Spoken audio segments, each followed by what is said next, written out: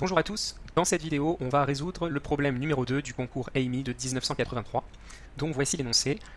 On considère un réel P strictement compris entre 0 et 15, on considère un réel X dans l'intervalle fermé P15, et on pose f de x est égal à valeur absolue de x moins P plus valeur absolue de x moins 15 plus valeur absolue de x moins P moins 15. L'objectif est de déterminer la valeur minimale de f de x. L'essentiel du travail qu'on a à faire, c'est de se débarrasser des valeurs absolues. Donc je rappelle brièvement que la valeur absolue d'un nombre réel A, c'est égal à A si ce réel A est positif, et c'est égal à son opposé, moins A, si ce réel A est négatif. Commençons ici par la valeur absolue de x moins P. On sait que x appartient à l'intervalle P15, ce qui signifie que x est plus grand que P, supérieur ou égal à P. Donc que x moins P est supérieur ou égal à 0, positif. Par conséquent, la valeur absolue de x moins P va être égale à x moins P. De même, pour la valeur absolue de x moins 15, on va utiliser que x, encore une fois, appartient à l'intervalle P15. Donc ça veut dire que x est plus petit que 15. Par conséquent, cette fois, la différence x moins 15 va être négative. Donc la valeur absolue de x moins 15 va être égale à l'opposé de x moins 15.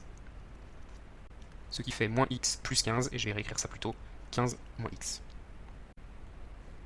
Il nous reste maintenant à traiter le cas de la valeur absolue de x moins p moins 15. Comme pour les deux autres cas, on va voir ça comme étant x moins quelque chose. X moins p moins 15, c'est x moins, entre parenthèses, p plus 15. Donc il faut qu'on compare x et p plus 15. Comme p appartient à l'intervalle 0,15, on sait que p est strictement positif. Donc si on ajoute 15 de chaque côté de l'inéquation, ici on a p plus 15 qui est strictement plus grand que 15. Or on a vu précédemment que x était plus petit que 15.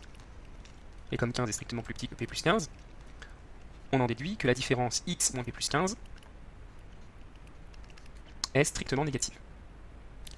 Ainsi, la valeur absolue de x moins p moins 15, qui comme on l'a dit est égale à la valeur absolue de x moins p plus 15, va être égale, vu que x moins p plus 15 est une quantité négative, à l'opposé de x moins p plus 15.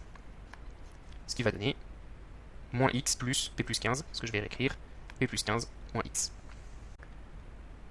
On peut par conséquent réécrire f de x sous une forme un petit peu plus agréable en enlevant toutes les valeurs absolues. La valeur absolue de x moins p, on a dit que ça faisait x moins p, plus la valeur absolue de x moins 15, ça fait 15 moins x, plus la valeur absolue de x moins p moins 15, ça fait p plus 15 moins x. Il y a beaucoup de choses qui se simplifient, on a un x ici moins x, on a un moins p ici plus p, et il reste 15 plus 15 moins x, ce qui fait 30 moins x. On doit donc chercher la valeur minimale de 30 moins x pour x dans l'intervalle p15, avec, comme on l'a dit, p strictement positif. Donc ça veut dire que x est une quantité positive. Donc f de x c'est 30 moins une quantité positive. C'est assez clair qu'il faut prendre x le plus grand possible pour que 30 moins x soit le plus petit possible. Donc la valeur de x qui va rendre la quantité 30 moins x minimale, c'est quand x est égal à 15. C'est le maximum qu'on puisse faire dans l'intervalle P15. f de x est minimale pour x égale à 15, ce qui donne, quand on calcule f de x pour x égale à 15, on a 30 moins 15, ce qui fait 15. On a donc trouvé la valeur minimale de f et répondu au problème. La réponse c'était 0,15.